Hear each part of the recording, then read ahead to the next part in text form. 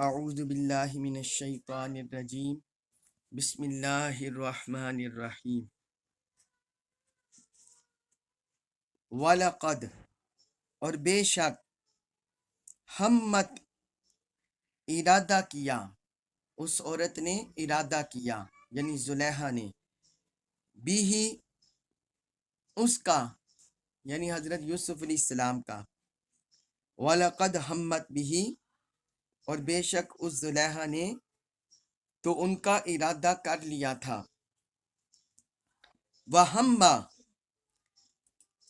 اور انہوں نے بھی قصد کیا وہ بھی قصد کر لیتے وہ بھی ارادہ کر لیتے بیہا اس کا اس عورت کا لولا اگر نہ ان رآ یہ کہ وہ دیکھتے برہانہ روشن دلیل ربی ہی رب اپنے کی وہم بیہا لولا ان رآ برہان ربی اور وہ بھی اس کا قصد کر لیتے ارادہ کر لیتے اگر انہوں نے اپنے رب کی روشن دلیل کو نہ دیکھا ہوتا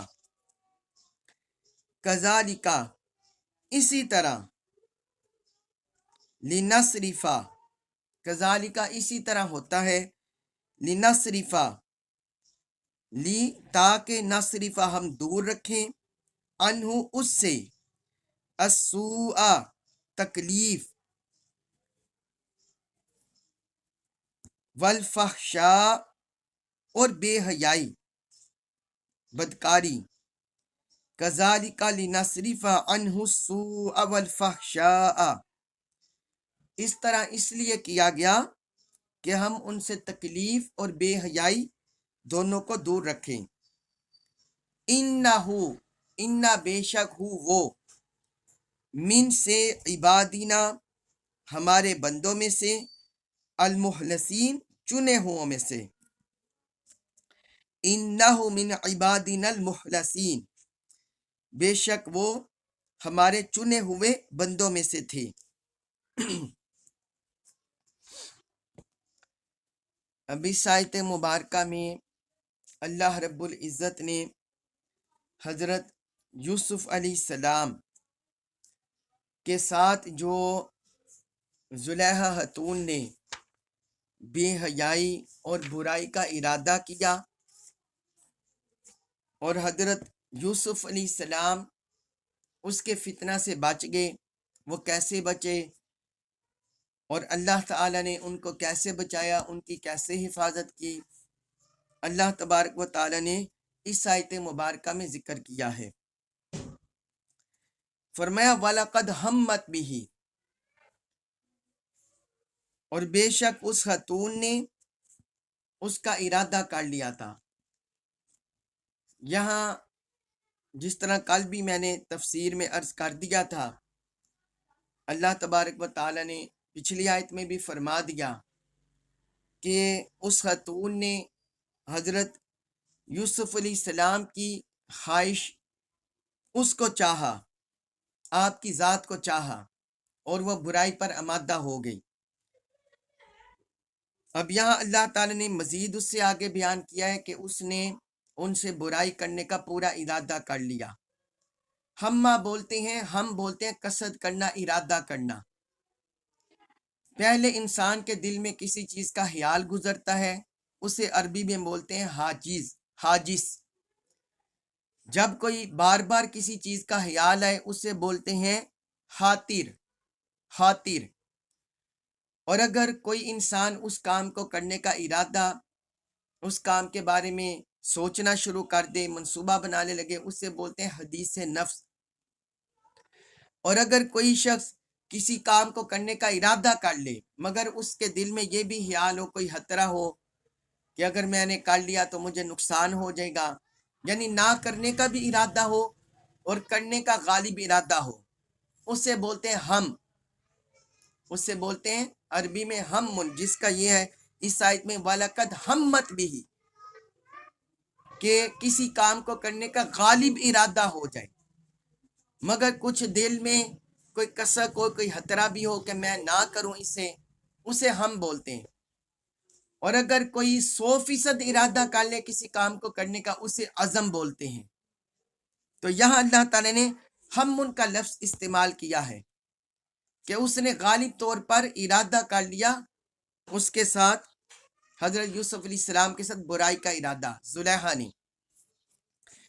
آگے فرمایا وَهَمَّ بِهَا لَوْلَا أَن رَأَىٰ بُرْهَانَ رَبِّهِ، اور وہ بھی اس کا قصد کر لیتے، ارادہ کر لیتے، اگر وہ اپنے رب کی روشن دلیل نہ دیکھتے۔ مطلب یہ کہ اس خاتون نے ایسے فتنے کا ماحول بنا دیا تھا، ایسا اس نے اپنی طرف انہیں مائل کرنا چاہا تھا۔ یہ تفاسیر میں اس کی مزید وضاحت بھی آئی ہے، لیکن ہم ان کی طرف نہیں جاتے، ان میں جھوٹی روایات بھی ہیں۔ تو اس نے پورا ایک ماحول بنا لیا تھا برائی کی طرف حضرت یوسف علیہ السلام کو مائل کرنے کا، مگر اللہ رب العزت نے فرمایا کہ اگر وہ اپنے رب کی روشن دلیل نہ دیکھتے تو وہ بھی اس کا قصد کر لیتے۔ مطلب یہ ہے کہ اللہ تعالیٰ کی طرف سے روشن دلیل کی وجہ سے، واضح برہان کی وجہ سے وہ اس برائی سے بچ گئے، ان کا دامن پاک صاف رہا۔ اب وہ روشن دلیل کیا تھی؟ وہ روشن دلیل کیا تھی؟ اس پر مفسرین نے مختلف جہتوں سے ذکر کیا ہے کہ برہان کہتے ہیں واضح روشن دلیل۔ اب وہ واضح روشن دلیل کیا تھی؟ وہ یہ تھی جو پچھلی آیت میں اللہ تعالیٰ نے فرما دیا، آیت نمبر 22 میں آتینا حکم و علما، کہ ہم نے انہیں حکم اور علم سے نواز دیا۔ روشن دلیل سے مراد ہے نور نبوت، جو اللہ تعالیٰ نے نور نبوت انہیں عطا فرما دیا، دین کا فہم، دین کی تعلیمات، وحی الہی کی تعلیمات، شریعت کا علم، شریعت کے براہین دلائل جو اللہ تعالیٰ نے انہیں عطا فرما دیے۔ تو اس نور نبوت کی وجہ سے، وحی الہی کی وجہ سے، شریعت کی دین کی وجہ سے وہ اس کے دامن سے اور اس کے فریب سے بچ گئے۔ ایک یہ ہے روشن دلیل، اور دوسرا روشن دلیل سے مراد یہ ہے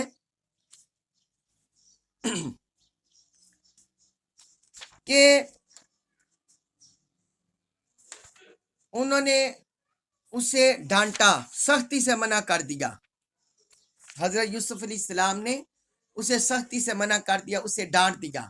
یہ اللہ تعالیٰ کی طرف سے آپ کے دل میں بات ڈالی گئی، آپ کے دل میں القاء کیا گیا کہ کیا ہوگا اگر آپ اسے سختی سے ڈانٹ دیں گے تو یہ آپ پر جبر کرے گی، آپ کو قید میں ڈلوا دے گی۔ تو آپ نے اس قید میں ڈالے جانے کو اور اس کی طرف سے بے عزت کیے جانے کو، اس کو قبول کر لیا، مگر اس برائی کی طرف مائل ہونے سے انکار کر دیا۔ تو یہ روشن دلیل یہ بھی مراد ہے۔ پھر تیسرا اس میں یہ بھی ہے کہ اللہ تبارک و تعالیٰ کی طرف سے جو نفوس قدسیہ ہوتے ہیں ان کی حفاظت ہوتی ہے، ان کی حفاظت کی جاتی ہے۔ جو شیطان ہے اس نے جب اللہ تعالیٰ سے کہا کہ میں تیرے بندوں کو برگلاؤں گا، تو اللہ تعالیٰ نے ٹھیک ہے، اللہ تعالیٰ نے اسے اجازت دے دی، ٹھیک ہے تم ان پر جیسے حملے کر سکتے ہو کر لو، لیکن فرمایا الا عبادک منہم المخلصین، فرمایا جو شیطان نے کہا تھا قال فبعزتک لاغوینہم اجمعین الا عبادک منہم المخلصین، اس نے کہا تھا تیری عزت کی قسم میں ان کو ضرور گمراہ کر دوں گا، مگر سوائے ان بندوں کے جو تیرے مخلص بندے ہیں، ان پر میرا زور نہیں چلے گا۔ یعنی شیطان جو اللہ کے مخلص بندے ہیں ان سے عاجز آ گیا۔ پھر اللہ رب العزت نے خود بھی یہ آیت مبارکہ سورہ صاد آیت نمبر 82 اور 83 اس میں اللہ تعالیٰ نے فرما دیا شیطان کی یہ عاجزی کہ جو تیرے مخلص بندے ہیں ان پر میرا بس نہیں چلے گا۔ تو اس طرح اللہ تعالیٰ اپنے نفوس، جو محلوقات میں نفوس قدسیہ ہوتے ہیں ان کی حفاظت فرماتے ہیں۔ اللہ رب العزت نے خود بھی قرآن میں ذکر کیا ہے इन्ना इबादी लैसा लका अलैहिम सुल्तान, कि जो मेरे बंदे हैं, कामिल बंदे हैं, उन पर तेरा कोई बस नहीं चलेगा। इस आयत में भी, ये आयत नंबर 24 जो हम पढ़े, इसके आखिर में भी अल्लाह ताला ने उन मुखलिस बंदों का जिक्र किया हजरत यूसुफ अलैहिस्सलाम का। फरमाया इन्नहु मिन इबादिनल मुखलसीन, कि वो हमारे मुखलिस बंदों में से थे, हमारे मुखलिस बंदों में से हैं। तो इसलिए फरमाया कि वो महफूज रहे इस बुराई से।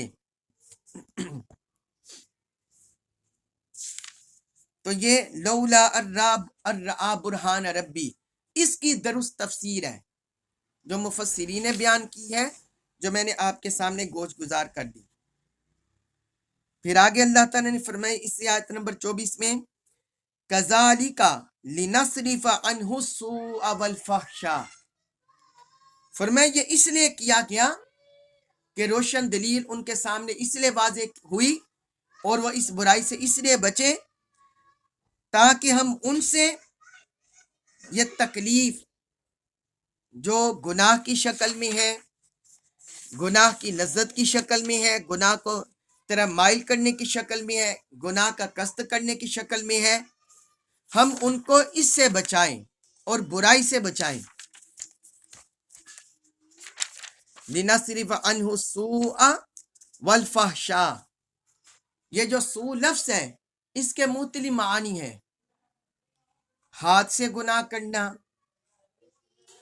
अपनी आंख से गुनाह हो जाना, या गुनाह की तरफ माइल करने वाली चीजें जो हैं उनकी तरफ इरादा कर लेना, ये सारी चीजें अस्सू में आती हैं। और वल फहशा बोलते हैं बुराई, बदकारी, बदफेली को, उसको बोलते हैं वल फहशा। तो अल्लाह ताला ने फरमाया कि हम उनसे इस तरह की हर तरह की बुराई, बेहयाई को दूर कर दें। इन्नहु मिन इबादिनल मुखलसीन, बेशक वो हमारे चुने हुए बंदों में से थे।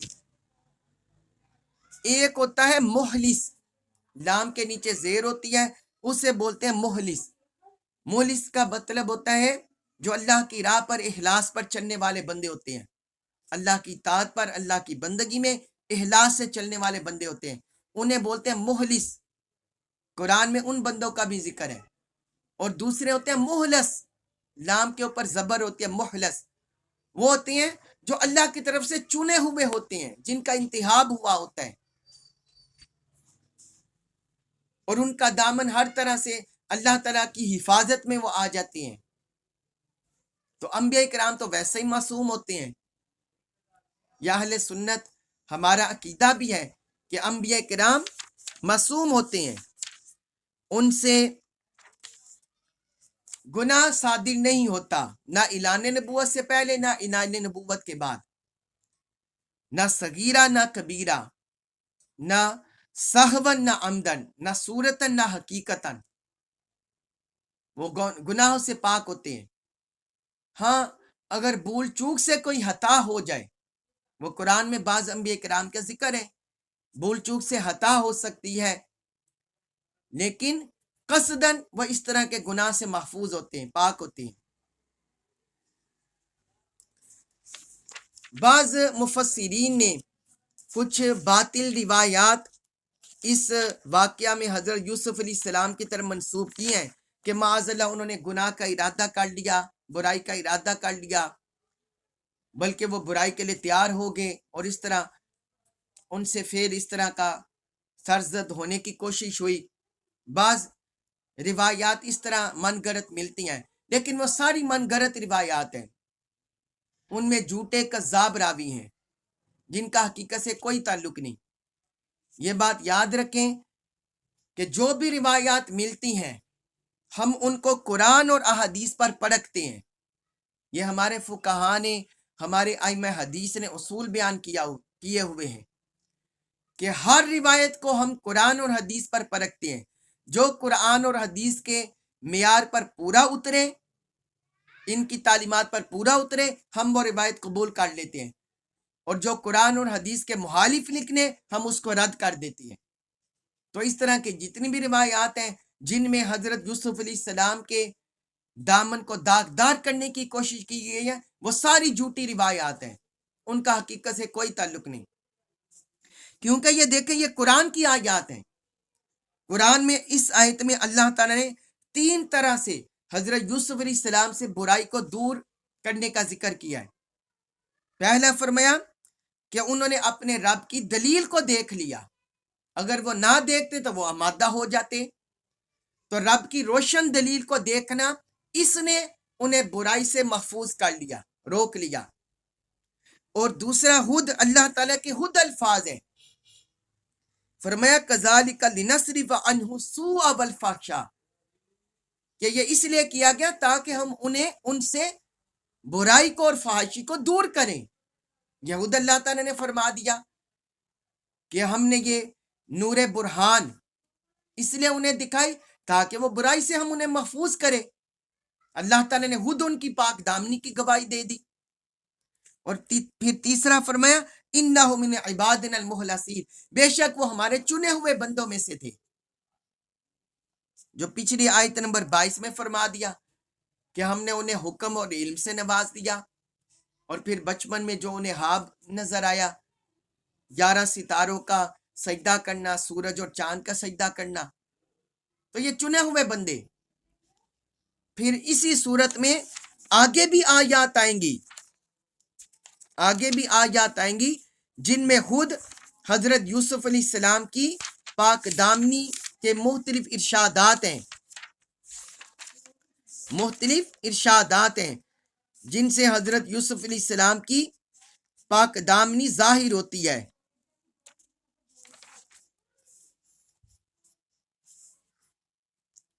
جس طرح وہ حضرت یوسف علیہ السلام، یہ آیت نمبر 26 میں آتا ہے، انہوں نے خود کہا قال ہی راودتنی عن نفسی، فرمایا اس عورت نے خود مجھے بہکانا چاہا تھا۔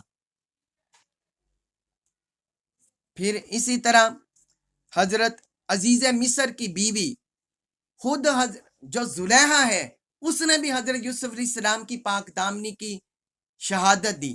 بالآخر آگے جا کر آتا ہے پورے قصے کے آخر میں سورہ یوسف آیت نمبر 32 میں، اس نے کہا وَلَقَدْ رَاوَدتُّهُ عَن نَفْسِهِ فَاسْتَعْصَمَ، بے شک میں نے اس کو بہکایا اور اس نے اپنے آپ کو بچائے رکھا، یعنی یہ معصوم رہا۔ وہ خود بھی گواہی دیتی ہیں حضرت یوسف علیہ السلام کی پاک دامنی کی۔ اس طرح جو عزیز مصر ہے جس کی بیوی تھی، اس نے بھی گواہی دی، اس نے کہا قال انہ من کیدکن ان کیدکن عظیم، سورہ یوسف آیت نمبر 28 میں اس نے کہا اے خواتین، یہ تم عورتوں کی گہری سازش ہے اور تمہاری سازش بہت بڑی ہے۔ تو اس طرح حضرت یوسف علیہ السلام کی پاک دامنی ہمیں اسی سورہ یوسف سے بھی ملتی ہے، اور قرآن کی دیگر آیات کے مضامین اور مفاہیم کو ملانے سے بھی پتہ چلتی ہے کہ وہ پاک دامن تھے، ان کا قطعاً بھی برائی کی طرف ارادہ نہیں ہوا۔ تو جو اس طرح کی روایات ہیں وہ سراسر جھوٹی ہیں۔ اس کے بعد ہے سورہ یوسف آیت نمبر 25، اس میں ارشاد فرمایا وَاسْتَبَقَ الْبَابَ، وَاسْتَبَقَ اور وہ دونوں دوڑے، وَاسْتَبَقَ اور وہ دونوں دوڑے، البابا دروازے کی طرف۔ جب حضرت یوسف علیہ السلام نے اس سے دامن چھڑایا، آپ دوڑے، وہ پیچھے دوڑی۔ وَاسْتَبَقَ الْبَابَ دونوں دروازے کی طرف دوڑے لپکے۔ وَقَدَّتْ اور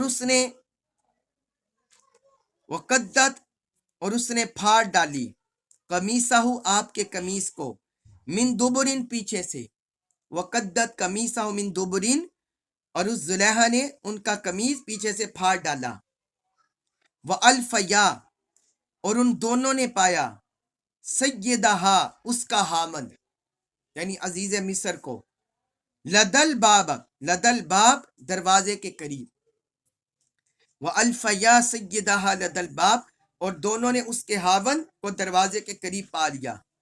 قالت وہ کہنے لگی، وہ عورت کہنے لگی، ما جزاء، ما کیا ہے، جزاء سزا، من جو شخص اس کی ارادہ جو ارادہ کرے بِأَهْلِ کا تمہاری بیوی کے ساتھ سوءً برائی کا.